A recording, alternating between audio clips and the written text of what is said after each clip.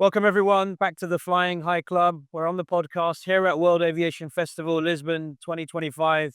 The buzz and the hyperactivity here is immense. We're at the largest conference for aviation when it comes to tech and innovation, and there are certainly great discussions taking place here. So we thank World Aviation Festival for making this happen. And I'm really pleased to say we keep lining up the guests. So we're really, really delighted today to invite someone with great experience, both across ground handling, against airline alliance members, and also when it comes to airports. So we'll delve into that with him, and I'm going to introduce to you Christian Draeger. Christian, welcome to the show. Thank you so much. It's great that you have me. I think it's a great event. You already mentioned the festival. Yeah. Very, very nice to be here as well, to see all the innovation, all the energy. And the icing on the cake is the podcast. So Perfect. thanks again. Glad to have you. So tell us about yourself. Tell us a bit about yourself, and give the audience a bit of a flavor of what you've done in the past as well. Yeah, basically aviation has been my life for way over 30 years. I actually started loading bags into aircraft. Things have changed since then. And I've been with a number of airlines. I've been with ground handling companies. I've been with the Alliance, with Star Alliance. So you see quite a diversified field of stakeholders from the industry. And currently, since about a year, I've been joining Berlin Brandenburg Airport, which is the capital airport of Germany. And in Berlin, I'm responsible for basically the customer experience. I want to be, or the team and I, we're the ambassadors of what a customer is going through when they visit Berlin Airport. How do we do that? We're organized in the following way. We have two terminals that we operate, a low-cost terminal and our main terminal. We're looking after passenger security. This is something that we just recently took over from the federal police. We also look at landside access to the airport. How do people get to the airport? How do our passengers use public transport? How do they use Uber and so on?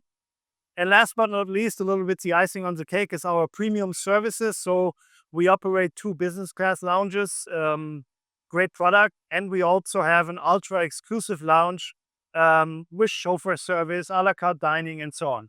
So that really rounds the package of what we're delivering to our passengers and customers. Fantastic, and it's great to see how you worked your way through the industry, and we're gonna delve into that as the conversation goes. So we always start off talking about the industry pulse. We're here at conference like World Aviation Festival. I mean, we can hear the activity. It's sometimes hard to even hear ourselves in here. So luckily, the mics are good, so we'll be able to hear the whole conversation. But why are conferences like the World Aviation Festival so important today? A few thoughts on that. First of all, I fully agree with you. The energy level here is very high. You see there is a lot of momentum here. And I think we're also seeing that the industry is continuing the road of recovery.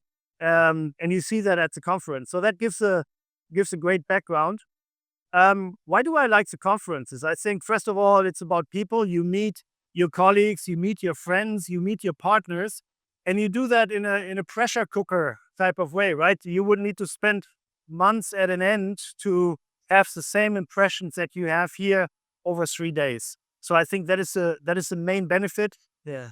The other thing which I really enjoy is if you want to understand trends, what's happening from an innovation perspective, what's happening from a technology perspective, this is the right place to be because you see all the different directions that certain things are going. So I love it here. I can just recommend it. And yeah, it's great.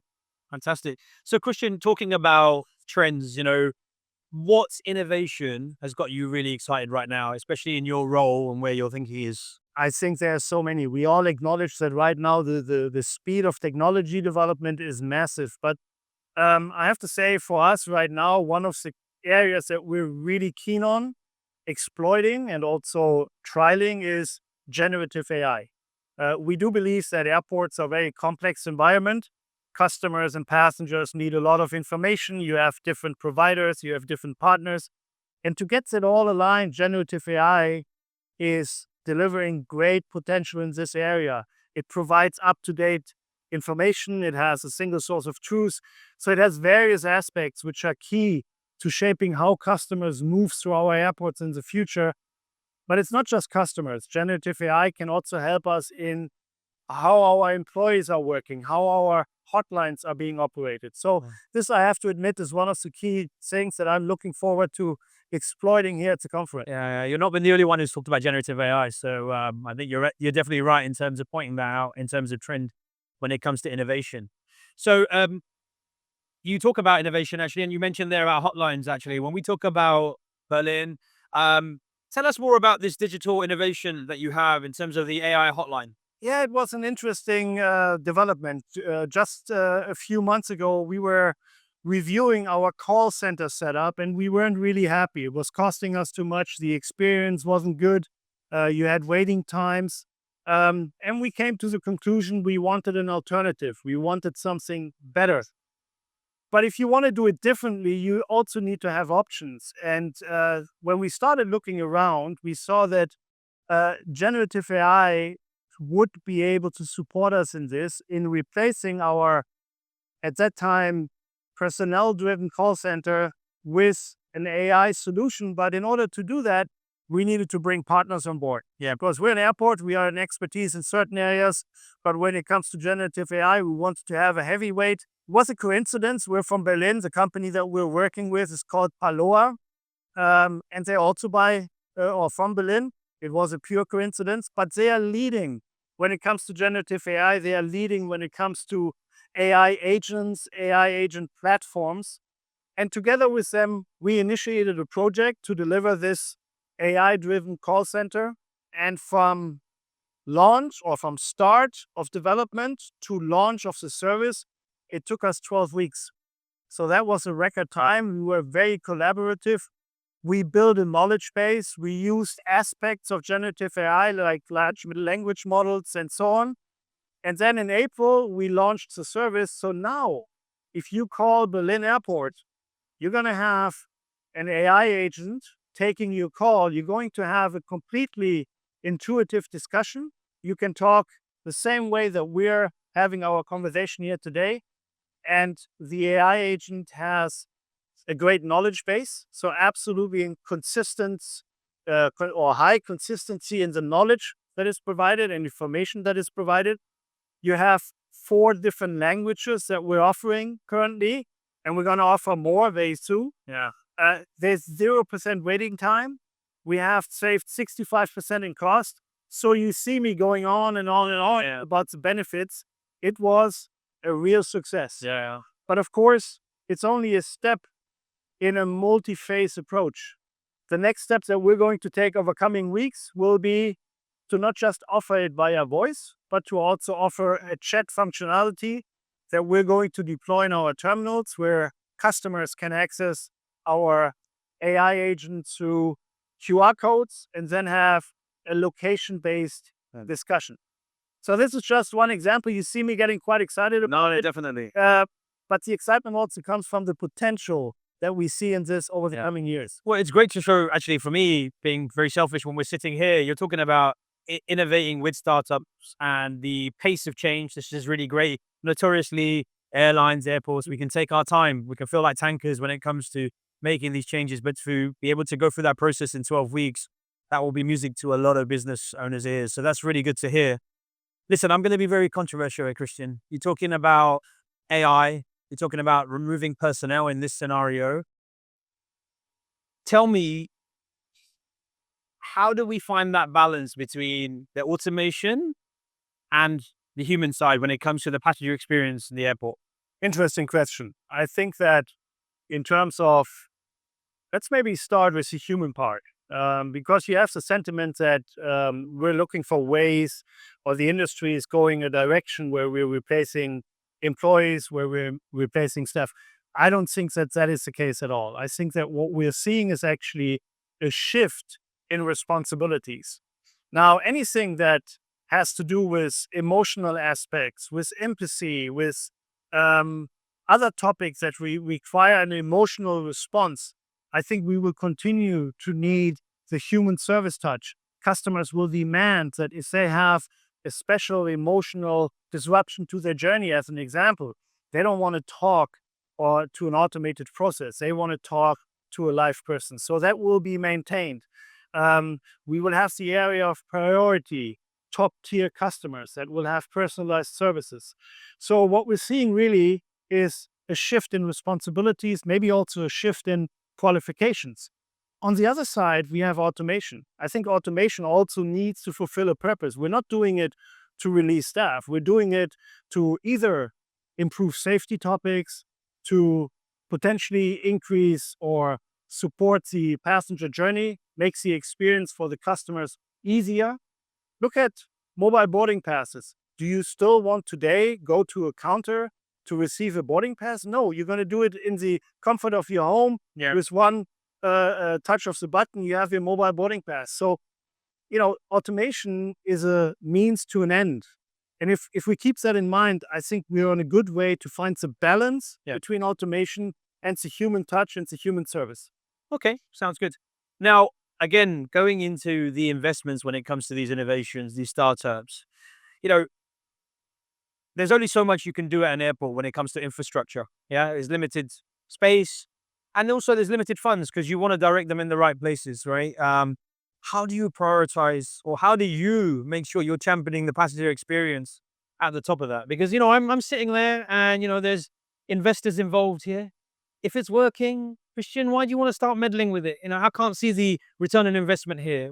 How do you respond to that? Well, let's look at some of the predictions of our passenger figures that we expect over the next 10 to 20 years, and you will see that we're anticipating significant growth.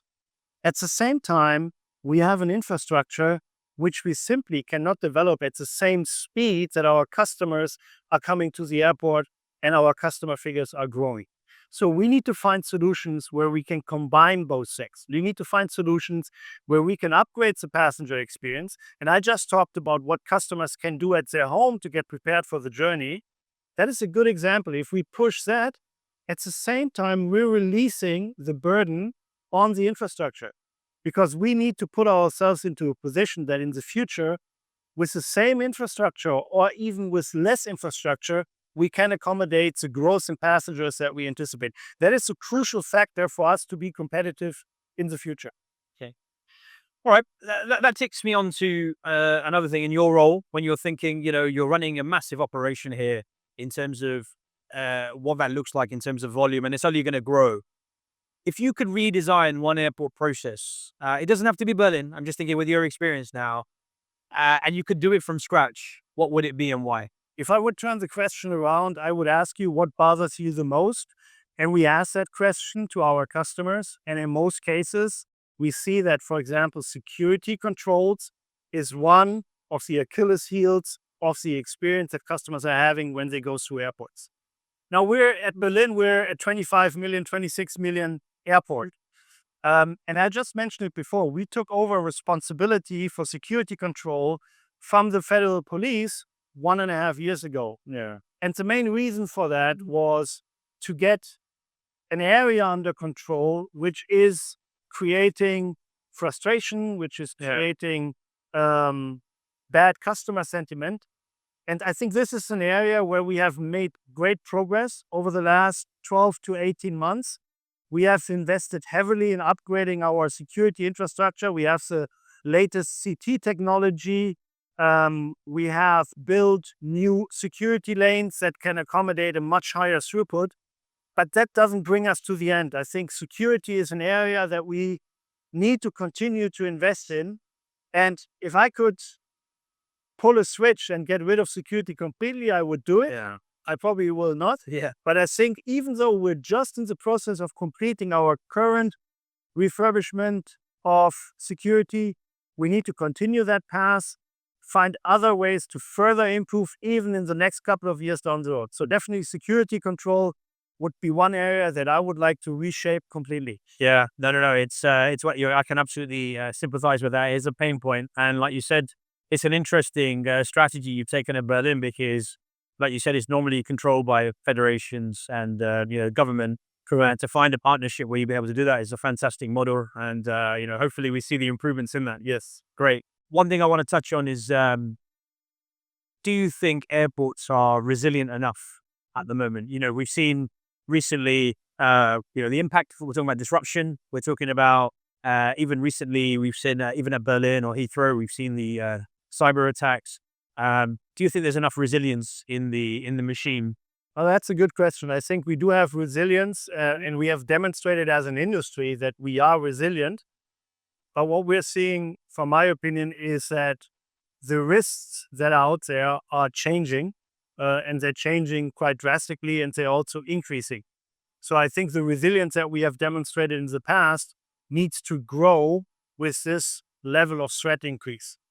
Now, you mentioned a few points. I mean, we've just seen it with Heathrow, with Brussels, and also we in Berlin were impacted by a cybersecurity incident that is taking a very long time to get corrected. And it just shows the exposure that we have. We're seeing other events like drone overflights at airports leading to closures.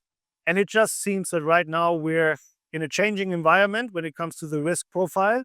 And we need to make sure as an industry that we adapt our resilience to be able to deal with that. Yeah, makes sense. Being adaptable is the key to success. Okay. We're moving on to a segment we call Flight Path, and it's about your flight path. So we want to talk a bit more about yourself, Christian. Again, even off camera, we are talking about that journey you've taken. And for me, just hearing it is inspiring. And you talking about now what you've learned along the way. What's been your proudest moments in your career to date? Yeah, I guess, if you've spent over 30 years in the industry, there will be a lot of different points that have accompanied me through my professional life. If I have to pick one, I would probably pick an opening of one of our companies when I was working for Swissport. We opened Swissport Cyprus, which was basically when I got there, a company non-existent. On my first day, I arrived at the airport. We didn't even have an office. We didn't have a team. We had nothing, basically. We just had the task, let's build a ground handling company here on the beautiful island of Cyprus. And we were able to do that. And to see this progress of, establishing your team, convincing customers, and then also delivering the results that the company is turning into a successful delivering company that then, contributes to the overall good also of Swissport. That was a unique experience. And I have to say, that's probably what I cherish the most. Okay. And again, throughout your journey, you must have received advice. So what is the best piece of advice you've ever received? Yeah, probably never waste a good crisis. So, I mean, it's not really fair. I mean, a crisis is per se maybe not good. Yeah. But what I like to say, or what I would like to express with that, is that as we all go through our professional careers, we will always have opportunities to advance, opportunities to grow, opportunities to learn. And I think they don't come from daily operations. They come from crisis. Yeah. And a lot of time crisis will present you, if you develop, with an opportunity to pitch in, to show the extra effort, to learn from the crisis. And that is something that I would just recommend to anybody that is exposed to a crisis. Try to see the opportunities in them. Yeah. And I think it will help you. Okay. Yeah, it's really good advice. Like you say, you're almost turning that negative into a positive there, and as an opportunity. Absolutely. Perfect. Okay. What advice would you give to your 25-year-old self? It's a long time ago. It's almost my son's age, so it's like giving him advice. No, we can wipe it. What advice are you giving your son? that's fine. That's fine. It's probably the same. Yeah. I would probably tell myself, be more daring, take more chances. Yeah. I mean, I've gone through a lot of changes in my professional career.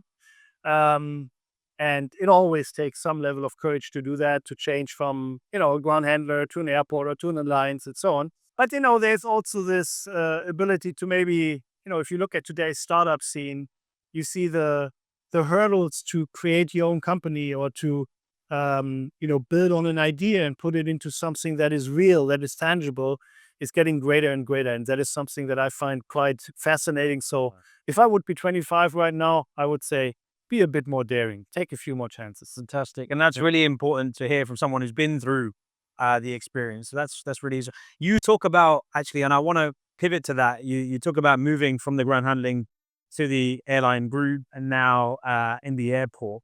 How difficult has those transitions been? I guess airport and ground handling to airline maybe a bit easier. But now you're in the airport space. You know, sometimes it can look like from the outside in, it's difficult to crack. Even though we're one big aviation community, within that we have these separate ecosystems. Yeah, I think you're right. I mean, the starting point always needs to be that it takes all of us, right? If you look at airlines, ground handlers, airports, and so on, um, it it doesn't just take one. So I think you need to have a certain acknowledgement of that. But then if you start looking deeper, of course, everyone is slightly different. You know, with a ground handler, you have a different role to play than if you're representing an airline versus an airport. If I look at my latest change that I've gone through, basically joining Berlin Brandenburg Airport, I have to say that what I find quite unique about an airport is that it has, um, we know that it's a landlord, but I think it's much more diversified. The airport combines so many different aspects of aviation. And I think as an airport provider, you're a little bit like a conductor. You're the one that needs to make sure that all the partners are playing to the same tune. And if that happens, then you have something that you can actually also sell to the customers. So I have to admit that the breadth of diversity in an airport environment, and in an airport company is something that I find really invigorating and really motivating. No, no, that's really good. It's really nice to hear. Okay. And then very lastly, on this segment, I would like to ask, why should someone still choose a career in aviation? Because it's fantastic. It's absolutely fantastic. Why is it fantastic? I mean, first of all, it's people's business, right? I mean, we will not get rid of the people in the industry, and aviation is people's business, whether it's the customers, whether it's our employees, and that's just exciting that you can work with other people, that you can be collaborative. The second thing that I always take as a great argument is what I said before, the diversity of routes that you can take in aviation is so big that anybody will find their niche or their area where they feel at home and where they can excel. And last but not least, it sounds a little bit pathetic, but I think it hits it as well, is we connect the world. You know, it needs us. If you want to have connections between societies, between people and so on, you need to have something like aviation. And that needs to be acknowledged. I think, you know, we're really something that, we should be easily able to convince young new talent to join the industry and keep it as vigorous as it is even today. Perfect. No, great, great advice. And I'm sure our listeners will really understand that. Yeah, exactly. That's great. Okay, Call to action. we're going to move towards our quick fire round. It's a rapid round. We give you a few questions. We're looking for one word answers, or short as possible, where we can keep it. It's light, it's fun, hard, and light-hearted. So we'll start something easy. Aisle or window? I'll Chicken or beef? chicken. Favorite airport? Can't be Berlin. Munich, my home airport. First job in aviation? Security agent in the cargo hall of American Airlines. Okay, there we go. Biggest influence on your career? I think it's just, the whole bandwidth of what I've been doing. Sometimes you have situations where you spend all your life with this airline or with this other company. And for me, the constant change, the constant new perspective in this exciting industry, that is probably something that was my biggest influence. And it always kept me searching for opportunities to also change again. So I've become a change agent myself. Yeah, perfect. Change agent. Great. Earliest aviation memory? My dad was in the German military, and he was based in El Paso, Texas. And when I was 4, we started flying regularly between El Paso and Germany. And I still remember this, even as a 4-year-old, getting on this military. It was a passenger aircraft, but it belonged to the military, so no convenience on board, no business class or anything. And that got me into aviation at the age of 4, and I never looked back. Fantastic. Okay. Lounge lizard or last minute dasher? Lounge lizard. Lounge lizard. You like your lounge experience? Absolutely. Why not? It sounds like you've earned it. And tell us a fun fact for our viewers that they wouldn't know about you. Maybe that I have 4 kids. You always in this professional life, you don't always mix it with your personal life. But I have 4 kids, 2 girls, 2 boys, and that is just a great backdrop for me, and sometimes surprises people that you can have so many kids. Yeah. Perfect. Yeah. No, it's nice to see that, you can have a career and your family Exactly. in parallel. It's really important to see that. Perfect. Okay, so we're now landing. So thank you so much. It's been a real interesting insight into what you've been doing, not only at Berlin, but actually your career and where you started and where you are today. And I'm sure there are even more great things to come. Just finally, we'd like to ask you what's one thing, if there's one thing that viewers can take away from this conversation, what would it be?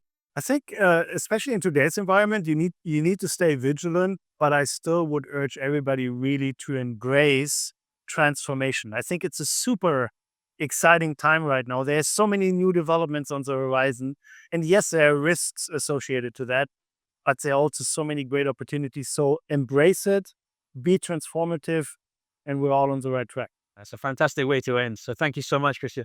Uh, that's a wrap for us, Christian. Thank you so much. Ladies and gentlemen, a phenomenal conversation. What this shows to you is that anything is possible when it comes to the industry.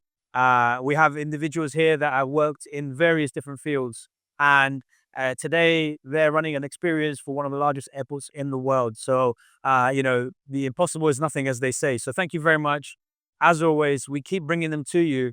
What we need you to do is like, subscribe, and make sure you're hitting those comments so that we can encouraging guests like Christian and more to come along and share their insights and hopefully build an even better aviation industry. So thank you very much. Keep flying high.